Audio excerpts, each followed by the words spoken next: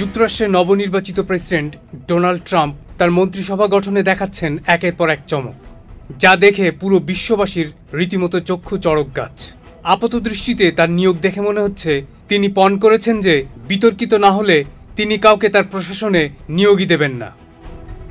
Trump নিজে যেমন বিভিন্ন সময় বিভিন্ন বিতর্কিত কর্মকাণ্ড ও মন্তব্য করে থাকেন, তেমনি তার মন্ত্রিসভায় তিনি তাদেরকে নিয়োগ দিচ্ছেন যারা তারই মতো খ্যাপাটে এবং বিতর্কিত।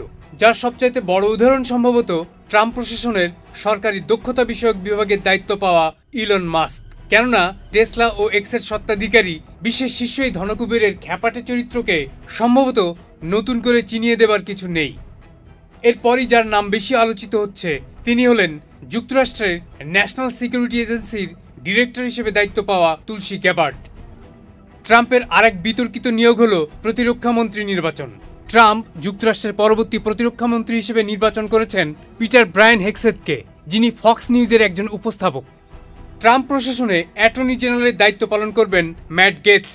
কট্টর এই রিপাবলিকান নেতার বিরুদ্ধে যৌন নিপীড়নের অভিযোগ আছে, এমনকি নারী পাচারের অভিযোগে তার বিরুদ্ধে তদন্তও চলছে।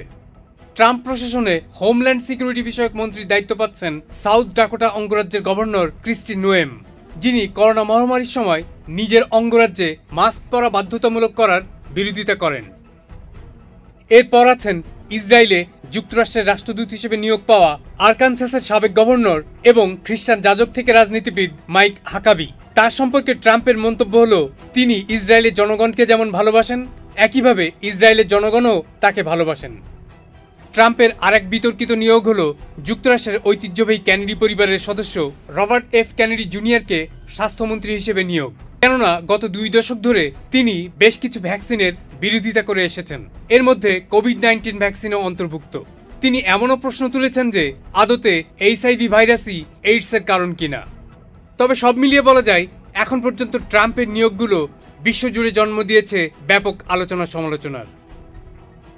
সাইজুম দীপু, চ্যানেল আই।